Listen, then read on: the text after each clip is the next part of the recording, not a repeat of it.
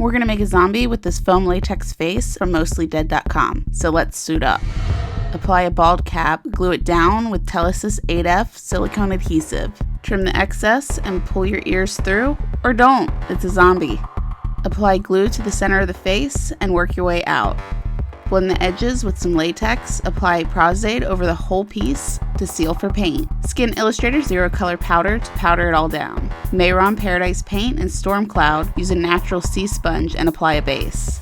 Skin Illustrator Black, paint in the nostrils and the mouth, then airbrush shading and blotchy texture over the whole head. Skin Illustrator Necromania Palette, take Ghastly and a torn makeup sponge and stamp texture all over. Back to the palette, use Lividity in the wounds.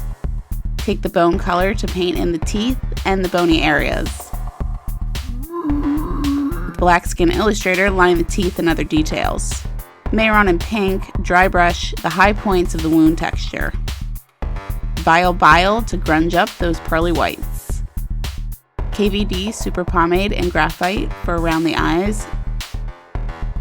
Sponge on more Ghastly to brighten. Wanted to add some blue using on ice, starting with a quick spatter, then stamping the texture with a makeup sponge. Pop in some white contacts. Don't forget your hands.